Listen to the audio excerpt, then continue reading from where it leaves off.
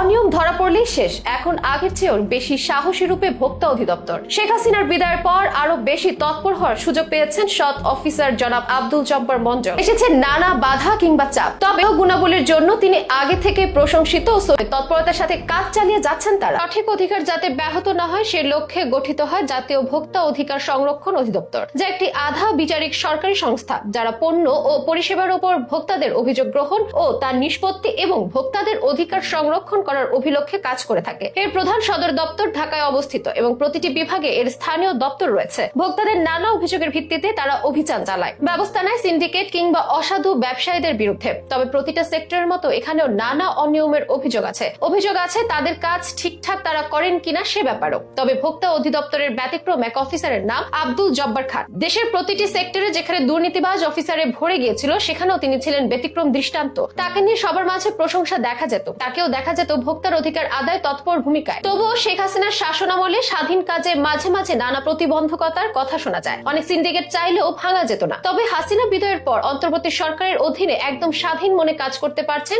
সৎ মনোভাবের এই সহকারী পরিচালক। এখন তিনি আরো সাহসী, আর তার হাত ধরে নতুন রূপে দেখা যাচ্ছে ভোক্তা অধিদপ্তরকে। অনিয়ম ধরা পড়লে যেন শেষ, অভিযোগ আসতে দেরি, তৎপর হতে দেরি নেই। ভোক্তাদের জন্য ন্যায্য মূল্যে বাজার ব্যবস্থা নিশ্চিত করা ও সিন্ডিকেটকে রুখে দিয়ে ভোক্তাদের অধিকার রক্ষায় কাজ করে যাচ্ছেন আব্দুল জব্বার মন্ডল। তিনি যেন নানা খারাপ মানুষের ভিড়ে একজন ভালো চিন্তাধারার মানুষ। নীতির প্রশ্নে তিনি আপোষহীন, পাশাপাশি অসাধারণ ব্যক্তিত্ব সম্পন্ন একজন মানুষ। একদিকে যেমন প্রাতিষ্ঠানিক কর্মদক্ষতার পরিচয় দিয়ে থাকেন, অন্যদিকে তেমন মুগ্ধ করেন শান্ত শিষ্ট স্বভাব দিয়ে। এই মানুষটা ঢাকায় ক্লান্তহীন পরিশ্রম করে যাচ্ছে। অনেকেই মনে করেন বাংলাদেশের মানুষ আজ যতটুকুই বা শান্তিতে আছে তাও একমাত্র এই মানুষটার অক্লান্ত পরিশ্রমের কারণে। দেশের বাজার স্থিতিশীল রাখার জন্য একাই অসাধুদের সামনে জম হয়ে দাঁড়িয়েছেন আব্দুল জব্বার মন্ডল। একজন আব্দুল জব্বারই আছেন বলে গরিবরা এখনো কিছু কিনে খেতে পারেন, নয়তো এখনো যা কেনা যাচ্ছে তাও চলে যেত সাধ্যের বাইরে। নতুন সরকারের অধীনে আরো স্বাধীনভাবে কাজ করতে পারবেন তিনি। তাই আগামী দিনগুলোতে ভোক্তাদের অধিকার আরো ভালোভাবে সংরক্ষণ হবে বলে বিশ্বাস অনেকের মনে। চলতি মাসে রাজনীতিতে বেশ কিছু অভিযান চালাতে দেখা যায় তাকে। কখনো গেছেন ভেজাল